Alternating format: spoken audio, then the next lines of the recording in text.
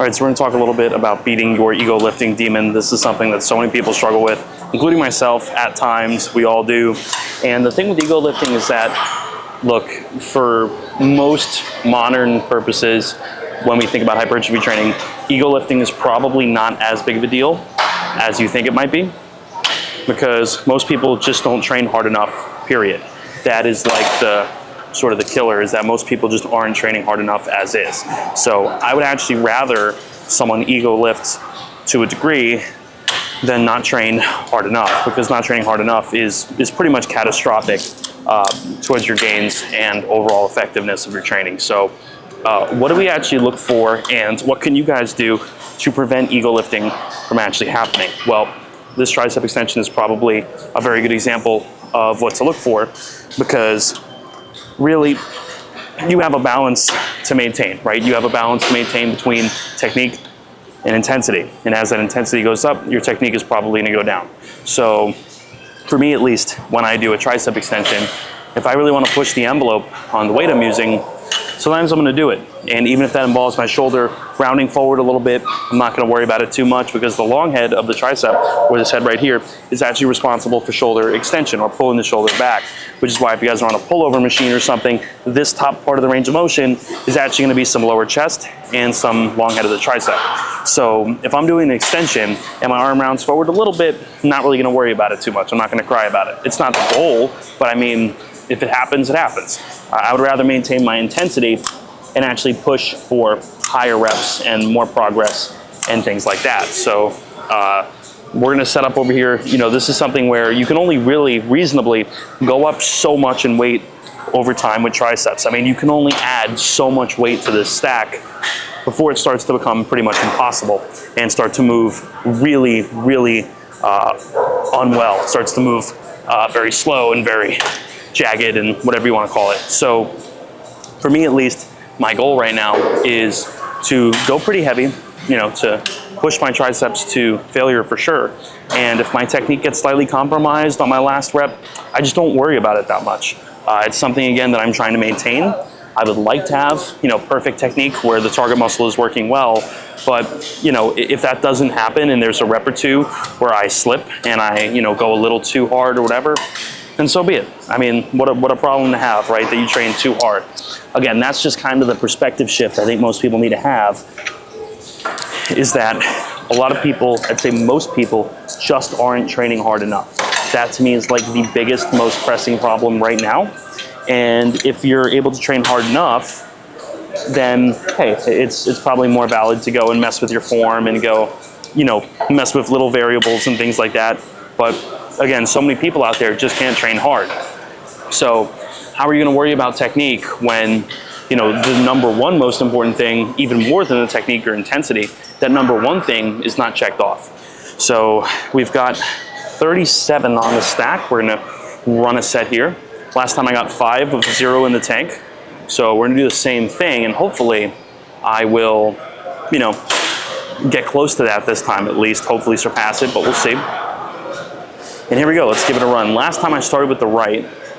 This time I might start with the left to keep it. Now my right's still a little weaker. My right feels a little weaker right now, so we're gonna go right. Okay, so we're starting with the weaker side, gonna go with the right, and we should be pretty covered, all right guys? Here we go.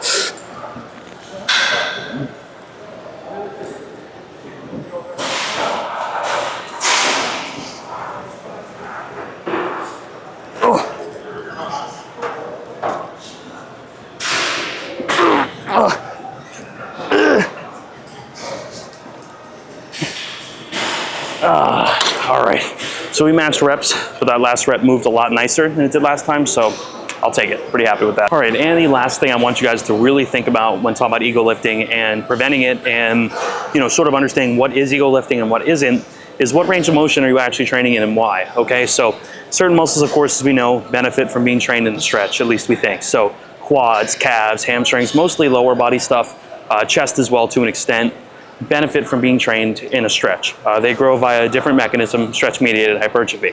That being said, those adaptations do max out at a certain point. They do stall.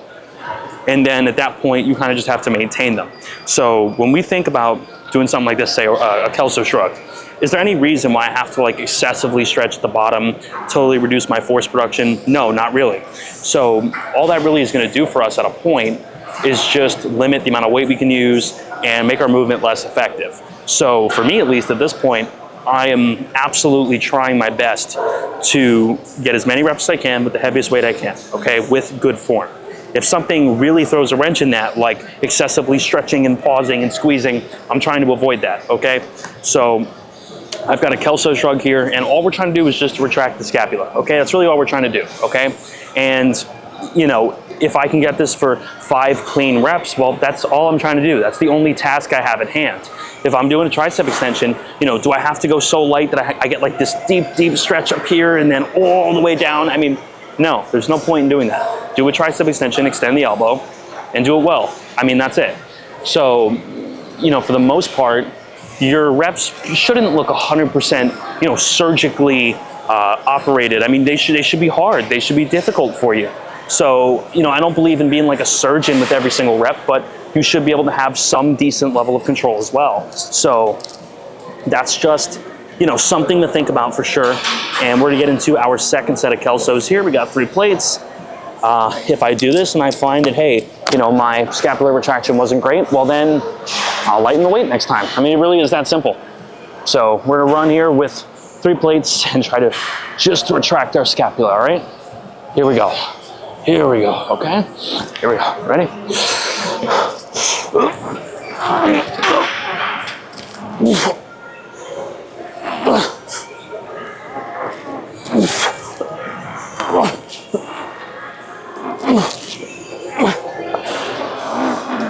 Okay.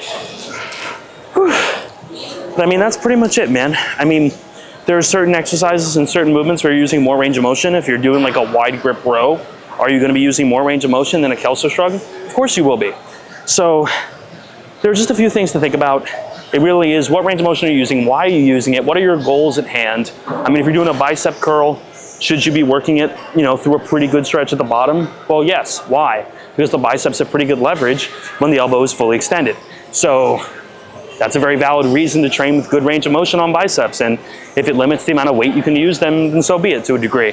Does that mean you should do like the Jeff Nippard, Mike Israetel, like lying back on the bench, like, you know, all freaking, you know, stretched out here? Probably not. Because at that point, when you're using a 10-pound dumbbell, it's like, is this really worth it? This giant force reduction for the stretch? No, it's not. So that's pretty much ego lifting in a 5-minute nutshell. I mean, if you're using range of motion that's appropriate, you're training with pretty good control, you're trying to be deliberate through the concentric, kind of deliberate on the eccentric too. I mean, just pretty much move that shit, you know, move that weight. I mean, if you're moving the weight, doing what you need to do, you're fine. I wouldn't worry about it, and I wouldn't be paranoid of the ego lifting demon or whatnot. So hopefully you guys found this useful. Apply for coaching down below. See you guys soon.